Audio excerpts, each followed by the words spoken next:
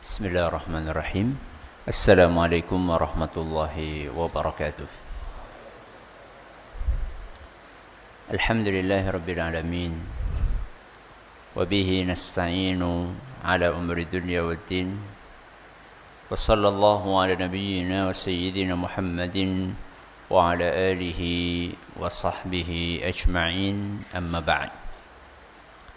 Kita panjatkan puja dan puji syukur kehadirat Allah Subhanahu wa taala. Pada kesempatan sore yang berbahagia kali ini, kita masih kembali diberi kekuatan, kesehatan, hidayah serta taufik dari Allah Jalla wa Ala, sehingga kita bisa kembali menghadiri pengajian rutin insyaallah menjelang buka puasa di Masjid Manarul Ilmi di komplek Pondok Pesantren Tunas Ilmu di Desa Kedung Buruh Purbalingga ini. Kita berharap semoga Allah Subhanahu wa taala berkenan untuk melimpahkan kepada kita semuanya ilmu yang bermanfaat, sehingga bisa kita amalkan sebagai bekal untuk menghadap kepada Allah Jalla wa Ala. Allahumma amin. Salam dan salam semoga senantiasa tercurahkan kepada junjungan kita Nabi Agung Muhammad sallallahu alaihi wasallam, kepada keluarganya, sahabatnya, dan umatnya yang setia mengikuti tuntunannya hingga di akhir nanti. Para hadirin dan hadirat sekalian yang kami hormati, dan juga segenap pendengar Radio Insani 88.8 FM di Purbalingga, Purwokerto, Banjarnegara, Cilacap, Wonosobo, Kebumen dan sekitarnya, serta para pemirsa UFI TV dan Niaga TV yang mudah-mudahan senantiasa dirahmati oleh Allah Azza wa Jalla. InsyaAllah hari ini kita akan melanjutkan kajian kita dengan tema tafsir ringkas Juz Amma, dan kali ini kita akan melanjutkan ke tafsir surat Quraisy.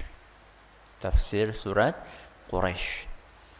Dan sebelum kita mengawali kajian ini, kita akan membaca surat yang mulia, yaitu surat Quraisy.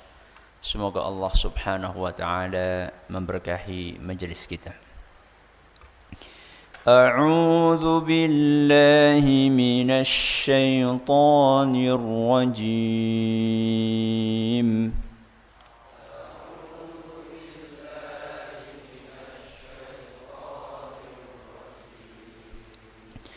Bismillahirrahmanirrahim.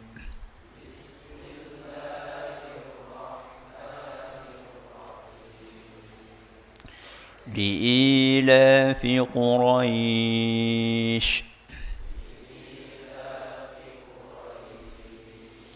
إيلافهم رحلة الشتاء والصيف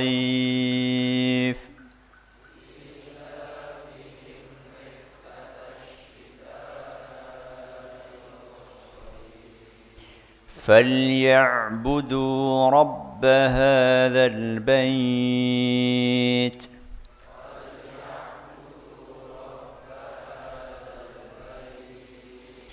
الذي أطعمهم من جوع وآمنهم من خوف.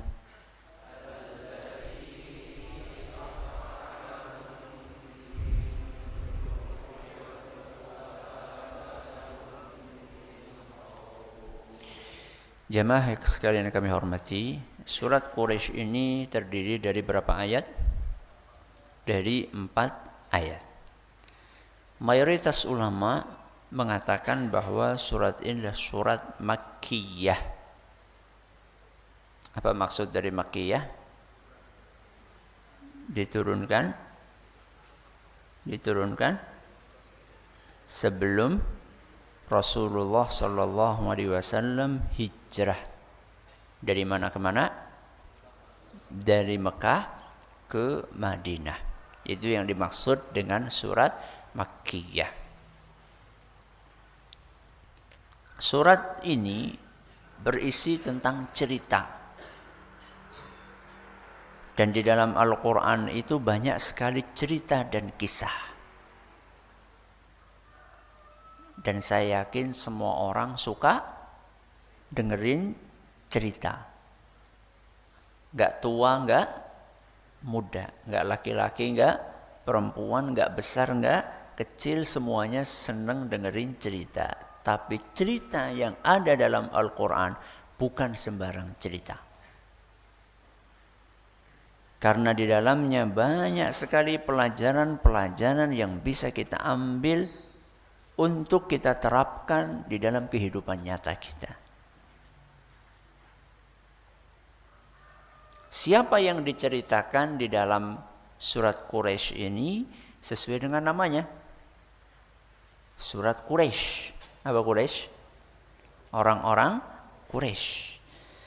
Jadi surat ini bercerita tentang kebiasaan orang Quraisy.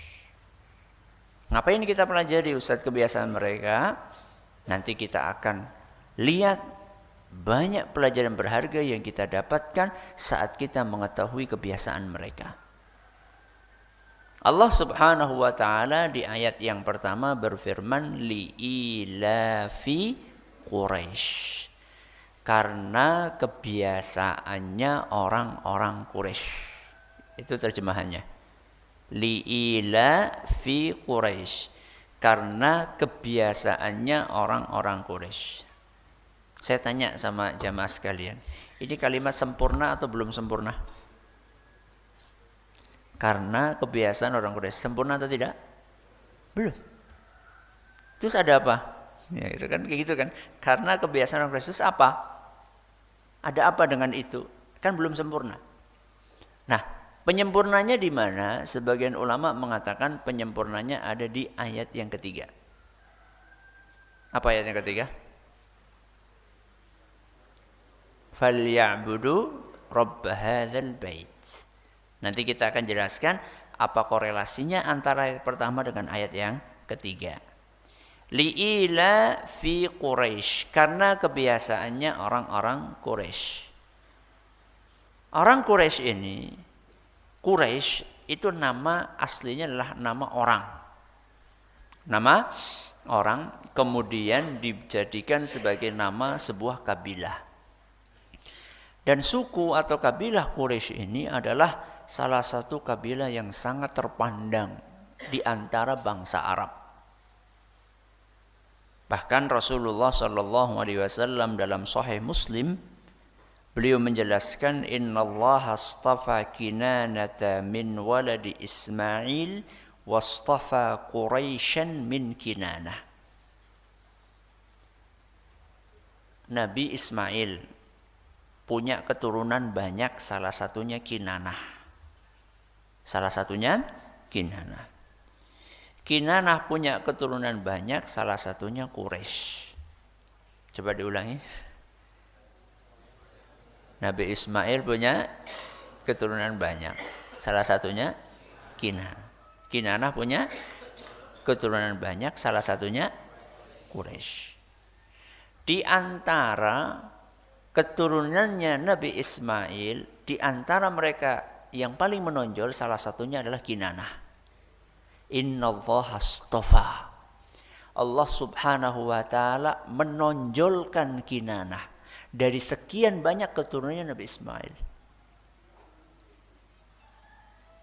Kemudian setelah itu dari keturunannya Kinanah ini wastafa Quraisyan min Kinanah, dan Allah tonjolkan Quraisy dari sekian banyak keturunannya siapa tadi?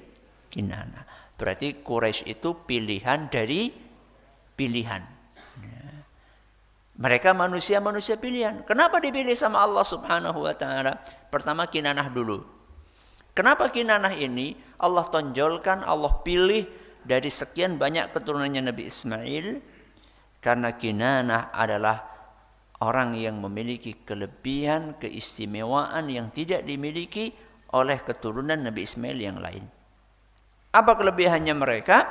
mereka atau Kinanah ini terkenal sekali dengan kedermawanannya. Diceritakan oleh para ahli sejarah bahwa Kinanah ini hampir nggak pernah makan sendirian. Selalu makannya bareng-bareng. Bareng-bareng di sini bukan numpang orang, tapi menjamu orang. Di Kinanah ini dia punya sifat dermawan, kalau punya makanan dibagi-bagi sama orang-orang banyak. Ya. Dan rumahnya selalu ramai. Kenapa? Kenapa ramai? Banyak orang yang mampir di situ. Mampir untuk apa? Makan roh. Mampir untuk makan dan konsultasi. Jadi Kinanah ini sudah kaya, berilmu mula. Sehingga rumahnya itu jadi jujugan. Apa jujugan? Tempat mampir untuk sekedar cari makan atau untuk konsultasi masalah agama.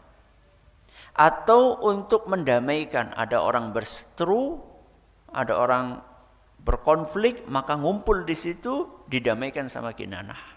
Makanya Kinanah ini dipilih sama Allah Subhanahu wa taala dari sekian banyak keturunannya siapa? Nabi Ismail. Nah, Kinanah ini punya keturunan, salah satunya Quraisy. Quraisy ini dipilih oleh Allah Subhanahu wa taala dari sekian banyak keturunannya Kinanah. Kenapa? Karena Quraisy juga punya keistimewaan yang tidak dimiliki oleh suku-suku yang lainnya keturunannya Kinanah. Apa keistimewaannya mereka? Etika. Jadi mereka itu terkenal punya etika yang tinggi secara umum. Ya. Kemudian mereka itu kalau ngomong fasih. Fasih itu apa? Genah, jelas. Ngomong orang grenyem. Ya. Jadi kalau ngomong jelas, kata-katanya tertata, tersusun rapi, orang dengarnya itu paham. Dan salah satu kelebihan mereka juga, orang-orang Quraisy ini adalah penunggunya Ka'bah. Mereka lah tuan rumah ketika ada orang-orang pada berziarah ke Ka'bah. Mereka lah yang menjamu orang-orang yang datang ke Ka'bah. Makanya Quraisy itu adalah kabilah pilihan. Oleh karena itu diangkat oleh Allah Subhanahu wa taala dalam satu surat khusus, namanya surat apa bau? Quraisy. Ini ayat yang pertama, li'ilafi Quraisy, karena kebiasaannya orang-orang Quraisy. Ayat yang kedua menjelaskan apa sih kebiasaannya orang Quraisy? Apa yang istimewa dari kebiasaannya orang Quraisy? Allah lanjutkan di ayat yang kedua, ilafihim rihlatash syita'i was-shaif. Kebiasaan orang Quraisy itu adalah bepergian di musim dingin dan di musim panas. Apa kebiasaannya? Bepergian di musim dingin dan musim panas. Bepergian kemana dan untuk apa nanti kita akan jelaskan. Dan kenapa kok Allah Subhanahu wa taala angkat kebiasaan itu dalam surat ini? Sebelum kita jelaskan, kita perlu sedikit mengetahui sejarah kehidupan orang-orang Quraisy. Orang-orang Quraisy itu tinggalnya di mana tadi? Mekah. Mekah itu tanah yang subur atau tandus? Tandus. Bahkan dari dulu. Ingat Nabi siapa yang meninggalkan anak dan istrinya di situ? Nabi Ibrahim. Istrinya siapa? Hajar. Anaknya Ismail. Allah Subhanahu wa taala rekam kejadian tersebut antara lain dalam surat Ibrahim ayat 37. Surat apa? Ibrahim ayat 37. Nabi Ibrahim berkata, Rabbana inni askantu min dzurriyyati biwadin ghairi dzi zar'in. Wahai Rabb kami, aku tempatkan sebagian dari keturunanku di sebuah lembah ghairi dzi zar'in, yang tidak ada tanamannya. pohon-pohonannya nggak ada, tanaman-tanamannya nggak ada. Kenapa nggak ada? Karena tandus, nggak bisa tumbuh. Jadi orang-orang Quraisy itu tinggal di sebuah wilayah yang tandus. Sehingga dahulu mereka itu sering menderita kelaparan. Karena mereka tidak punya objek yang ditanam. Berbeda dengan kita. Ya. Tongkat apa? Tongkat kayu jadi tanaman. Ya. Ditaruh saja akan tumbuh. Kalau di sana ditaruh, ya garing. Ya. Kalau kita ditaruh di sini, subhanallah, cuma kena hujan sebentar tumbuh. Ya. Bahkan kita nggak naruh apa-apa, tahu-tahu apa? Tumbuh. Apa tahu nandur suket? Nggak pernah kan, tumbuh sendiri, subhanallah. Ya. Mereka itu sering menderita kelaparan karena nggak ada yang ditanam. Dan kalau sudah sampai parah, berarti parah banget. Satu keluarga sudah nggak ada yang dimakan sama sekali, maka satu keluarga itu bikin tenda di sebuah wilayah yang sudah terkenal di situ, wilayah orang yang kehabisan makanan. Mereka bikin tenda di situ, kemudian nunggu mati satu-satu. Entah bapaknya dulu, entah ibunya dulu, entah anaknya dulu. Pokoknya mereka sudah pasrah ngenteni mati di tempat itu. Sudah terkenal itu. Ya, pokoknya kalau seorang sudah kehabisan makanan sama sekali, wis ayo ngungsi ke tempat ngenteni mati. Itu berjalan sekian lama. Sampai datang salah satu tokoh mereka yang bernama Hashim. Sinten? Hashim bin Abdi Manaf. Dia punya ide, ini kita nggak bisa kayak gini terus ini. Kalau kayak gini terus lama-lama habis kita. Ayo kita cari ide. Apa idenya? Kita nggak bisa nanam apa-apa di sini. Idenya kita dagang. Idenya apa? Dagang. Dagang kemana? Ngambil barang dari mana? Itulah yang sedang diceritakan di sini. Mereka dagangnya biasanya musim panas sama musim dingin. Kalau musim dingin mereka pergi ke Yaman. Kemana? Yaman. Kalau musim panas mereka pergi ke Syam.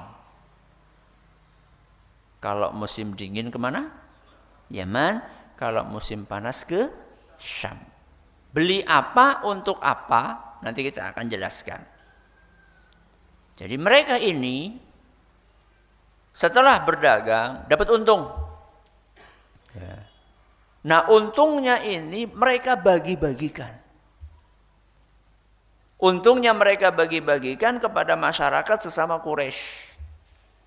Dagang lagi bagi-bagikan, dagang lagi bagi-bagikan sampai semuanya jadi orang kaya. Sip ya. Makanya kayak gue apa? Ya, pedagang untung besar bagi, untung besar bagi, sampai yang miskin taraf ekonominya naik sampai semuanya setaraf. Nah, tapi kan saat itu kan banyak perampok, banyak penjahat. Kenapa mereka dagangnya bisa lancar?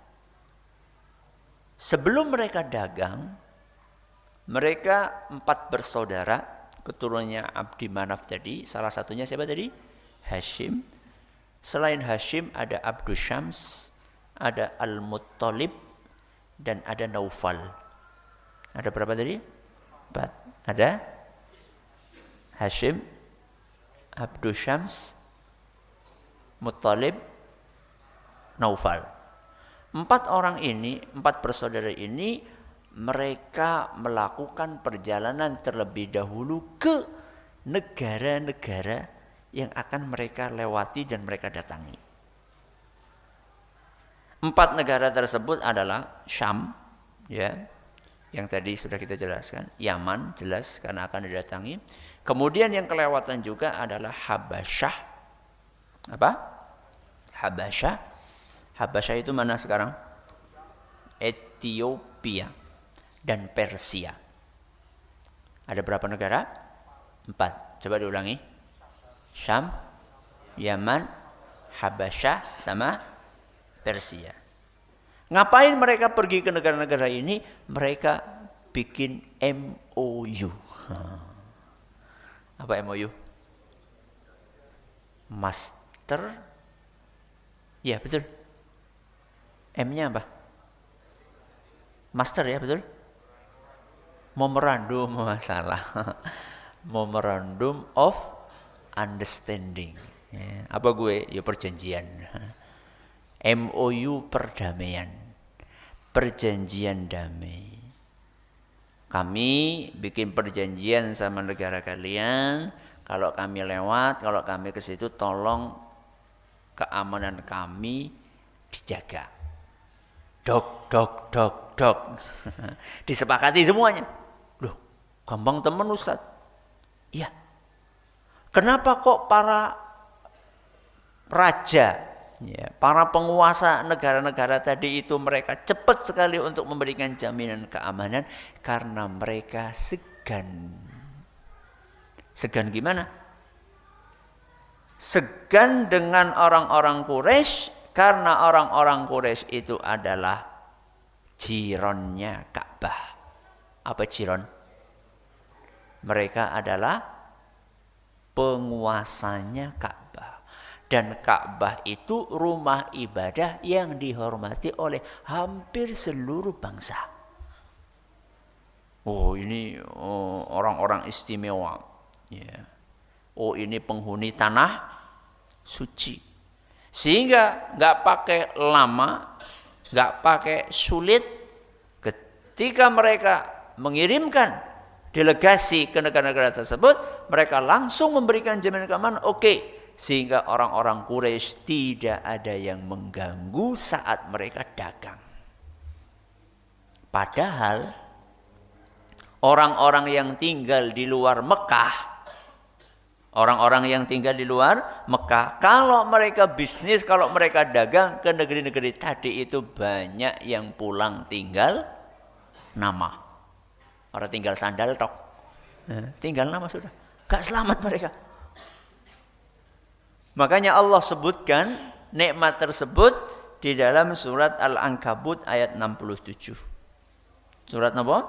Al-Ankabut ayat 67. Allah ingin menjelaskan bagaimana nikmat yang Allah berikan kepada orang-orang Quraisy yang itu tidak diberikan kepada orang-orang yang tinggal di luar Mekah.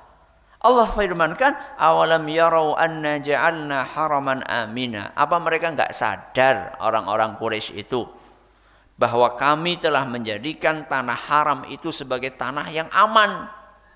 Tanah haram maksudnya Mekah. Kami jadikan Mekah ini sebagai tanah yang aman buat mereka. Wa yutakhattafun nasu min haulihim. Sedangkan orang-orang yang tinggal di luar Mekah, mereka itu sering dirampok, sering dijahati, sering diintimidasi. Jadi Allah Subhanahu wa taala ingin mengingatkan kepada orang-orang Quraisy bahwa kalian bisa dagang dengan posisi aman, dengan kondisi aman, dapat keuntungan itu semata-mata karena karunia dari Allah Subhanahu wa taala. Sebelum kita lanjutkan, kenapa mereka milihnya Yaman sama Syam? Ya. Mekah itu di tengah.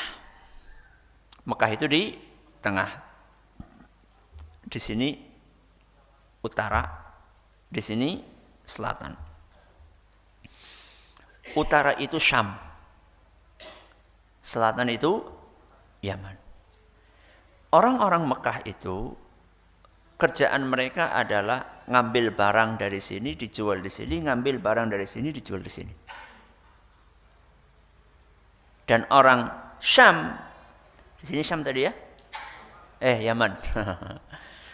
Orang Yaman kalau mau ke Syam lewat mana? Mekah. Orang Syam kalau mau ke Yaman lewat Mekah. Jadi ini semacam apa? konektor, semacam penghubung antara dua negara ini. Apa yang mereka impor? Jadi orang Mekah itu ngimpor apa dari Yaman dan ngimpor apa dari Syam? Kalau dari Yaman mereka biasanya ngimpor minyak wangi, Masya Allah, parfum, dan yang semisalnya, parfum dan kawan-kawan. Kalau dari Syam mereka ngambil apa? Kalau dari Syam mereka mengimpor hasil kebun dan hasil ladang. Apa itu hasil kebun? Ya buah-buahan dan sayur-sayuran dan juga biji-bijian. Sehingga orang-orang Mekah di tanah yang tandus itu mereka bisa menikmati buah-buahan. Padahal tanahnya tandus, nggak nanam mereka. Pokoknya enak banget orang nandur tapi ngunduh. Ya, bukan maling ya. Siapa nandur? Ngunduh. Orang nandur? Ya orang ngunduh. Kecuali mereka. Mereka orang nandur tapi ngunduh. Dan sampai sekarang subhanallah. Yang pernah haji, ya, yang pernah umroh, buah-buahan di Mekah itu lengkap, selengkap-lengkapnya. Jeruk gede-gede, ngunduh seburan anak segede itu. Gede-gede banget jeruk. Ya. Bukan jeruk bayi, bukan. Jeruk yang kuning itu loh. Bisa besar-besar banget. Padahal mereka nggak nanam. Impor. Ya. Semangka, anggur, Masya Allah. Lengkap. Pisang. Kalah pisang Indonesia.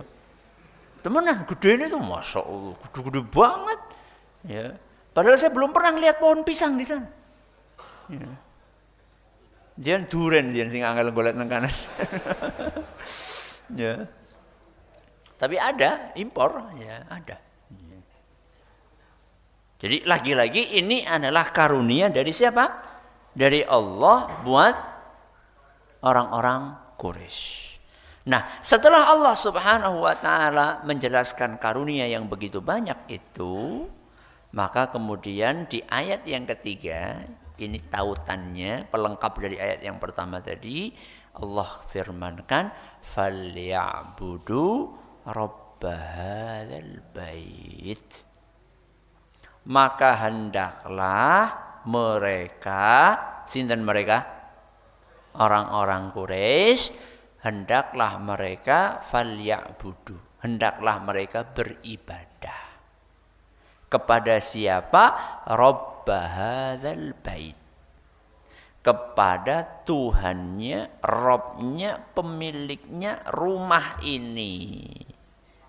Rumah ini maksudnya Ka'bah. Siapa pemilik rumah ini? Allah Subhanahu wa ta'ala. Jadi Allah Subhanahu wa ta'ala mengingatkan kepada orang-orang Quraisy bahwa mereka dikasih karunia dari Allah yang sangat banyak, berupa keamanan, berupa makanan, berupa ketenangan. Ini adalah karunia-karunia yang wajib untuk disyukuri. Cara syukurnya bagaimana? Ini cara syukurnya. Falyabudu rabb hadzal bait. Cara syukurnya ya beribadah. Jadi antara ibadah dengan syukur itu ada korelasi yang sangat erat. Caranya syukur gimana? Yo ibadah. Ibadah adalah salah satu bentuk rasa syukur kita kepada Allah. Maka ketika kita mendapatkan karunia yang banyak dari Allah, kalau pengen karunia itu tidak dicabut, caranya bagaimana? Ibadahlah kepada Allah. Kenapa di negeri kita tidak sedikit nikmat yang Allah berikan kemudian dicabut? Salah satunya adalah karena kita kurang beribadah kepada Allah. Dan ibadah kepada Allah adalah wujud syukur kita kepadanya. Nung diwehi panen akeh malah syukure mung Dewi Sri. Bukannya kepada siapa? Bukannya kepada Allah. Dikasih hasil laut yang melimpah malah syukure Nyi Roro Kidul si kepriwe. Ya. Bersyukurlah kepada Allah. Karena Allah yang telah memberikan karunia itu kepada kita. Coba perhatikan. Falya'budu rabb hadzal bait. Hendaklah mereka beribadah kepada Tuhan pemilik Ka'bah ini. Hendaklah mereka beribadah. Mereka di sini siapa? Orang-orang Quraisy. Orang-orang Quraisy disuruh beribadah kepada Allah. Pertanyaannya, apakah orang-orang Quraisy tidak beribadah kepada Allah? Saya ulangi. Ya kayaknya nek sarep buka ki mulai belerak. Konsentrasi deh. Falya'budu, hendaklah mereka beribadah kepada Allah. Mereka siapa di sini? Orang Quraisy. Orang-orang Quraisy disuruh beribadah kepada Allah. Apakah orang-orang Quraisy sebelumnya tidak beribadah kepada Allah? Beribadah. Orang Quraisy beribadah kepada Allah? Iya. Kenapa disuruh beribadah lagi kepada Allah?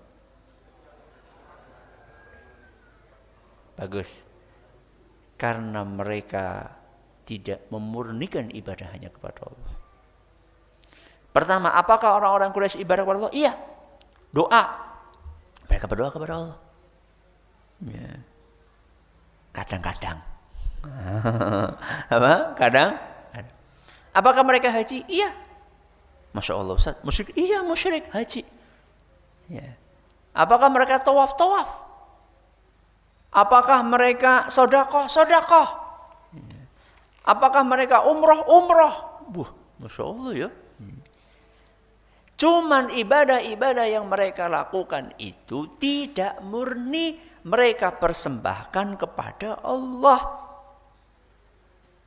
Mereka kadang-kadang beribadah kepada Allah, kadang-kadang beribadah kepada selain Allah. Makanya Rasulullah SAW dalam sebuah hadis yang diriwayatkan oleh Imam Tirmidzi, dan hadis ini nyatakan sahih atau hasan oleh guru kami Syekh Abdul Muhsin Al-Abbad hafizahullah ta'ala. Suatu hari Rasulullah SAW ketemu sama seorang musyrik namanya Husain.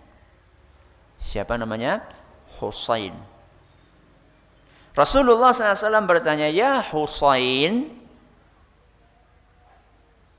Soin, cara wong kene, sen, Husain, kam ta'budul yauma ilaha.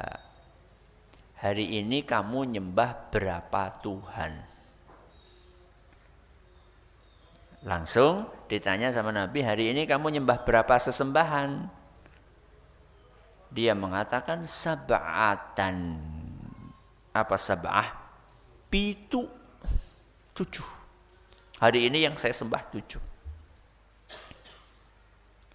7 itu bagaimana? Sittatan fil ardi wa wahidan fis sama. 7 itu perinciannya begini. Yang 6 ada di muka bumi, yang 1 ada di langit. 7 itu 6 di mana? Di bumi, yang 1 di langit. Yang di bumi itu maksudnya sopo? Ya apalagi kalau bukan berhala. Mereka kan maniak berhala. Ya. Mereka ngefan banget sama berhala. Nanti kita akan jelaskan. Yang 6 itu di bumi yaitu berhala-berhala. Yang 1 di langit siapa? Allah subhanahu wa ta'ala. Kemudian Nabi SAW tanya lagi, fa ayyuhum ta'uddu li raghbatika wa rahbatik. Husain, kalau kamu lagi kepepet, mana yang kamu mintai? Yang 6 apa yang 1? Kata dia, alladzi fis sama. Nek lagi kepepet ya jelas mintanya kepada yang di langit, yaitu siapa? Allah. Berarti orang-orang Quraisy itu nyembah Allah atau tidak? Iya.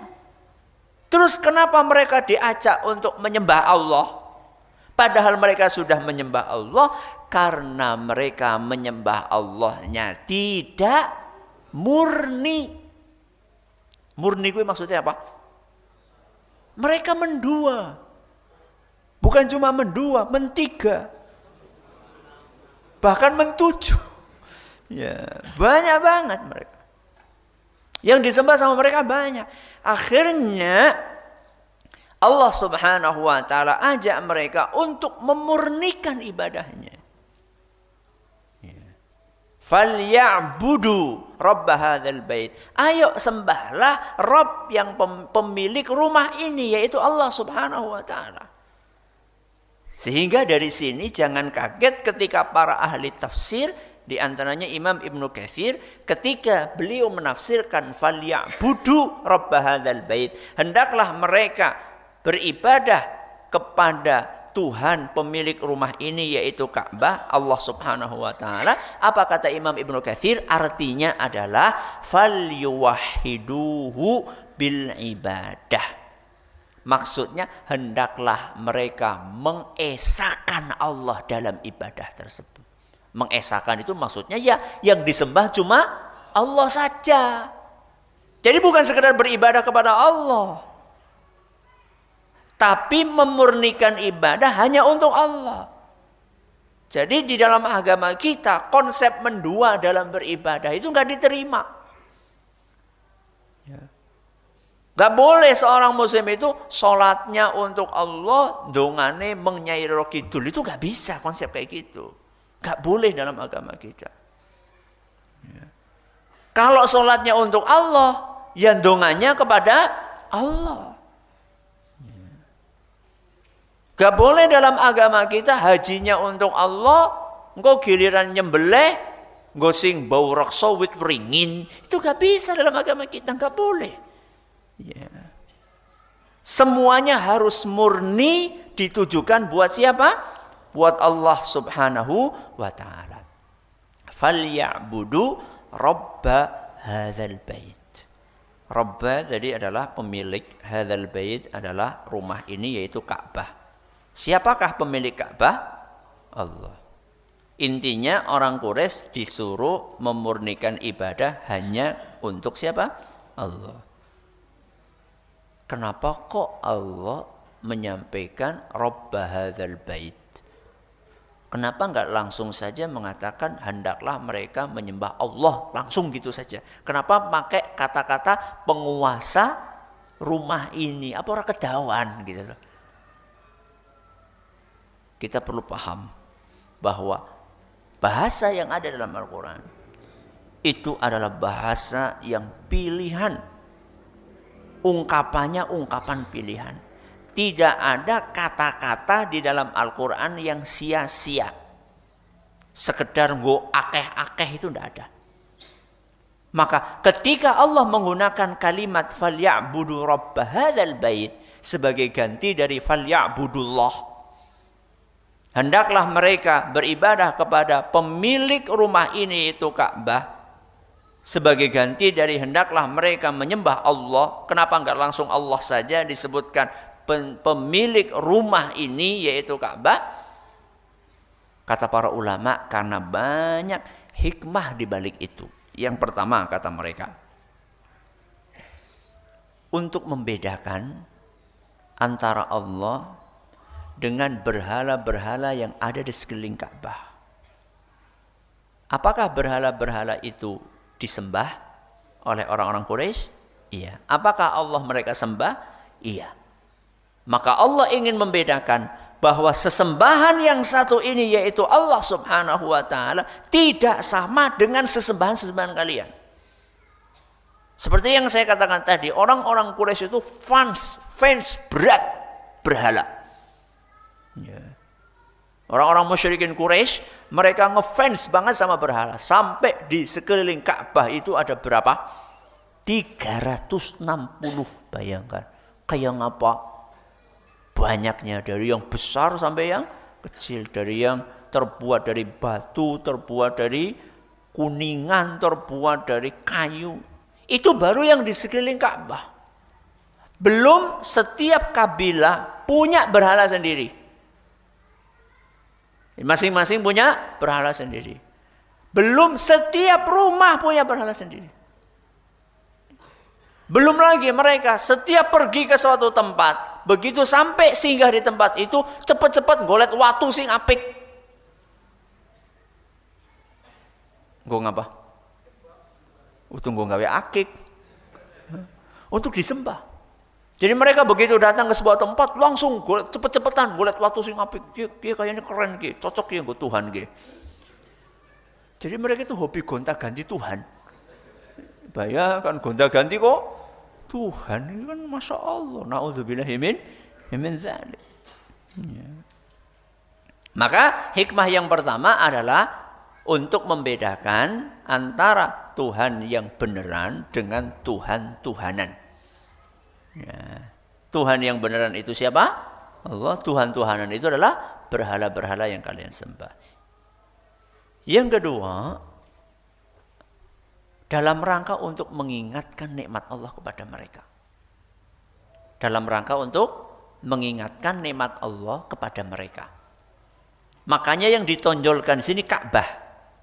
Falyabudu rabb hadzal bait. Hendaklah mereka beribadah kepada pemilik Ka'bah ini. Pemiliknya siapa? Allah. Kalian, wahai orang-orang Quraisy, bisa aman ke sana kemari itu karena kalian tinggal di mana? Di sekeliling Ka'bah. Dan Ka'bah ini miliknya siapa? Allah. Berarti kalian itu aman karena karunia dari Allah. Maka diingatkan mereka, kalian itu hendaklah beribadah kepada yang punya Ka'bah ini. Selama ini kalian menikmati keamanan lantaran tinggalnya kalian di sekeliling Ka'bah. Ka'bah ini yang punya Allah. Maka diingatkan sama Allah Subhanahu wa taala, "Falyabudu rabb hadzal bait." Ini yang keberapa ini? Yang kedua. Yang ketiga, kata para ulama, untuk mengingatkan bahwa yang harus disembah itu bukan Ka'bah, tapi Allah, Rabba hadzal bait. Yang hendaknya kalian sembah itu bukan Ka'bahnya. Walaupun kalian sholatnya itu semuanya menghadap kemana? Ke Ka'bah. Ibadah kalian menghadap ke Ka'bah. Tawaf kalian di sekeliling Ka'bah. Yang kalian sembah itu bukan Ka'bahnya. Tapi Rabbah hadzal bait. Pemilik Ka'bah tersebut yaitu Allah Subhanahu wa ta'ala.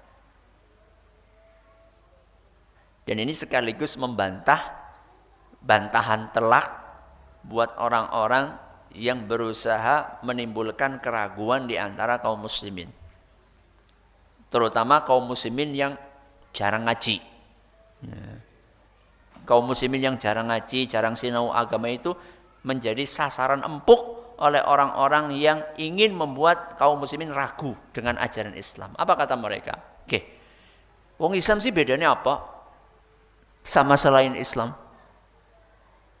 Buk pada nyembah watu, kan sama-sama nyembah batu. Cuman bedanya kami itu dibentuk patung, yo warna-warni. Nek ngono kok kan ireng kotak, nggak ada seninya. Apa sih bedanya kalian sama kami? Hah. Sebagian orang yang orang ngaji, iya ya bedanya apa ya? Sehingga termakan dia. Ya.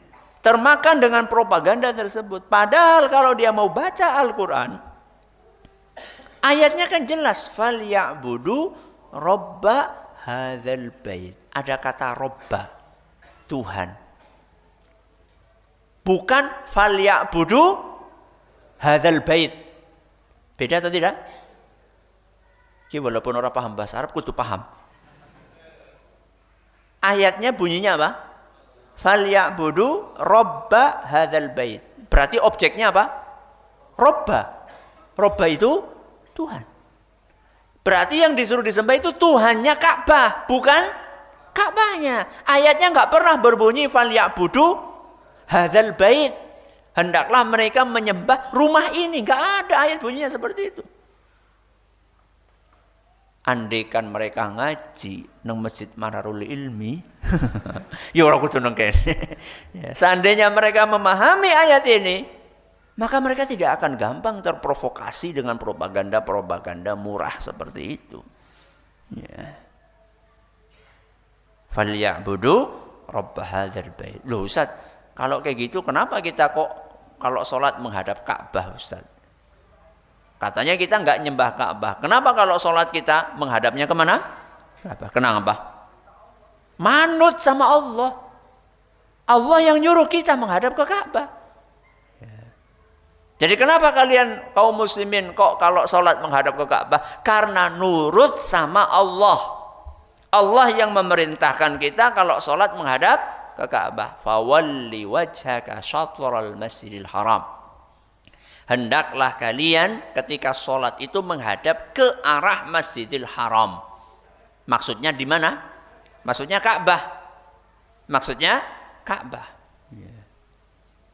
Ini perintah dari Allah dalam Al-Quran surat Al-Baqarah ayat 144. Ayat berapa? 144. Ya tapi kan kita pengen tahu Ustaz, kenapa kita kok menghadap ke sana? Ya salah satu hikmahnya adalah untuk menyatukan kaum muslimin. Itu kalau bisa diambil foto dari satelit ketika kaum muslimin sholat, itu luar biasa itu. Bagaimana dari seluruh penjuru dunia itu memusat kemana? Ke Ka'bah. Dan konon Ka'bah itu tengah-tengahnya dunia.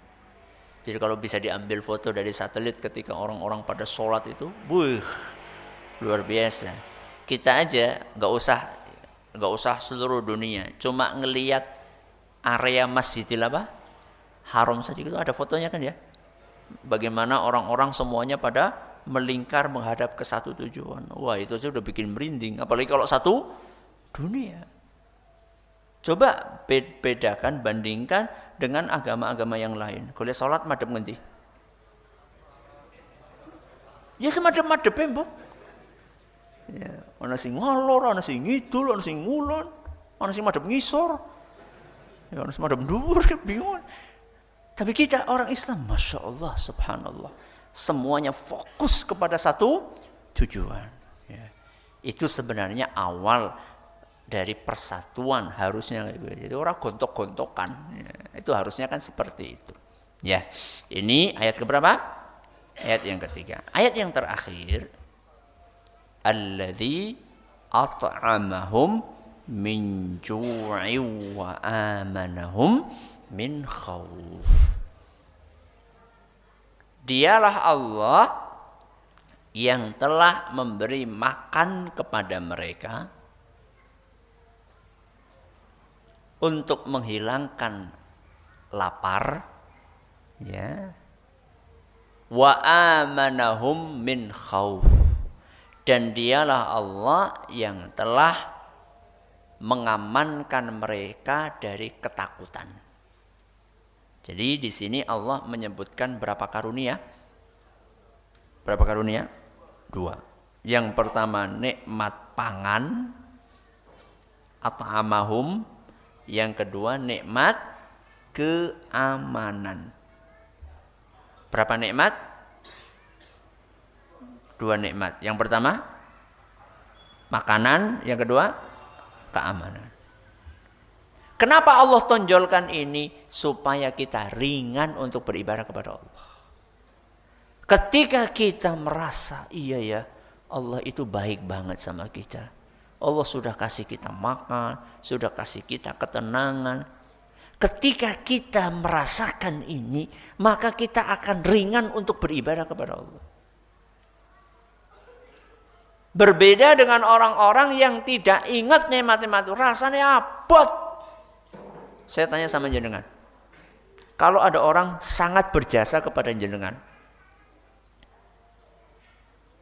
orang itu mengatakan, wis mas, setahun kie uripe jenengan tertanggung. Butuh apa saja, ngomong aja. Orang kur ngomong ya, ngomong dan dikasih. Anak istri jenengan sekarang nggak usah kerja, selama 1 tahun ini saya tanggung semuanya. Makannya, listriknya, banyune, jajane, pulsane, kendaraannya, bensinnya saya tanggung semua. Apa ana wong kaya gue? Ya mbuh. Ini kan cuma contoh.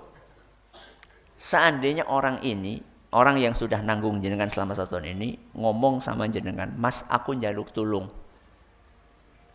Tulung ki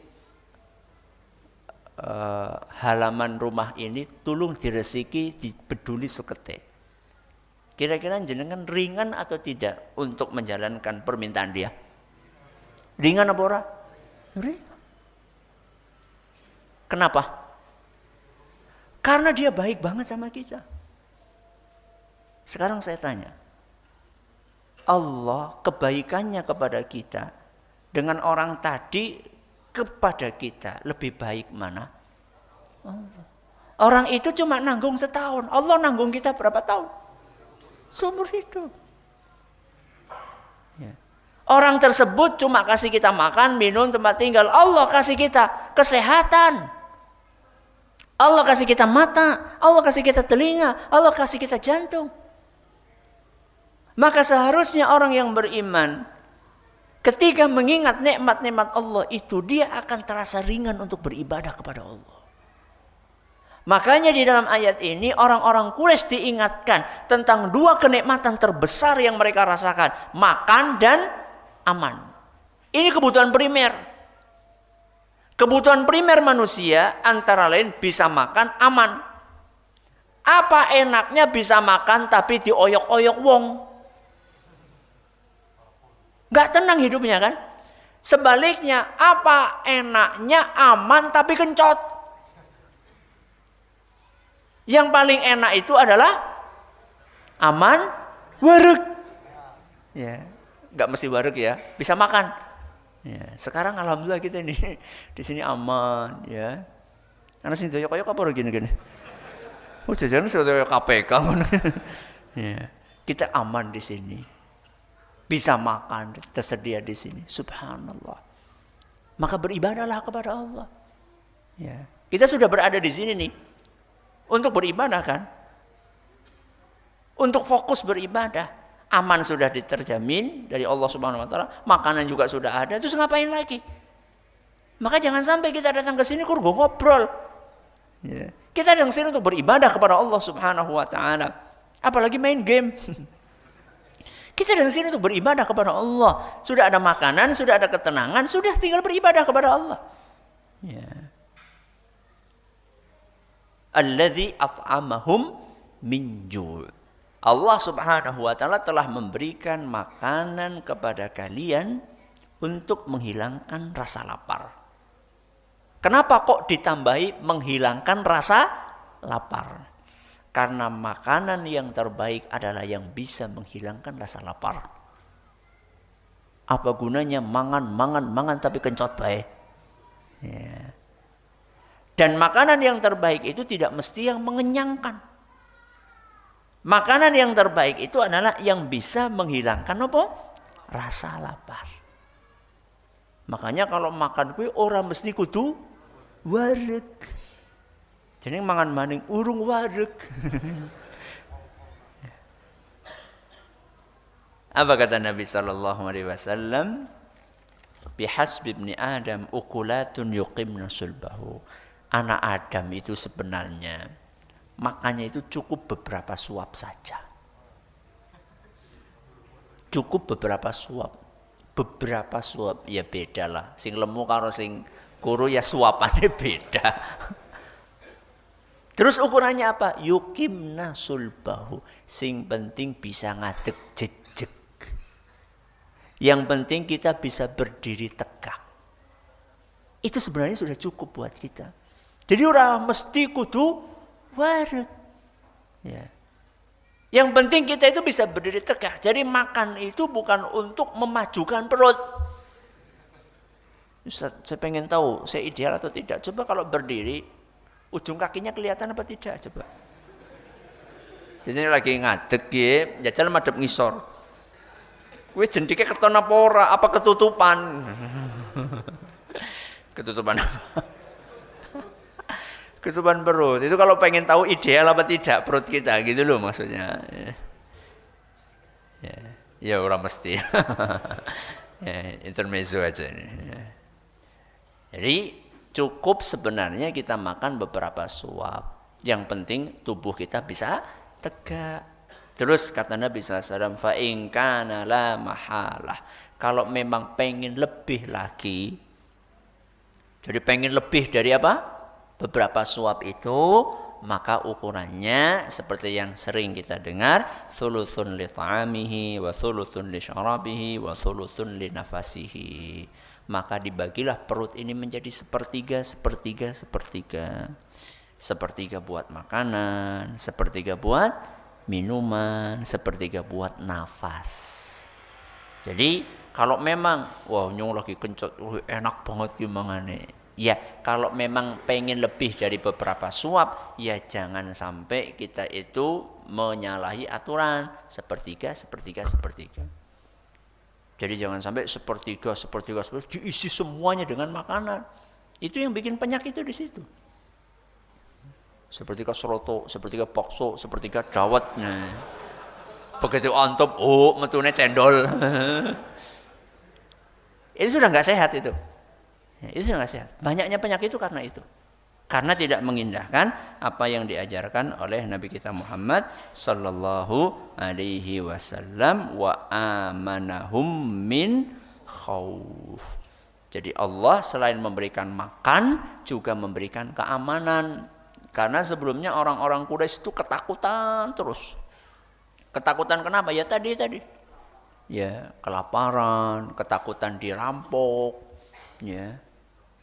Kemudian juga ketakutan serangan Abraha, ya, yang ingin menghancurkan Ka'bah.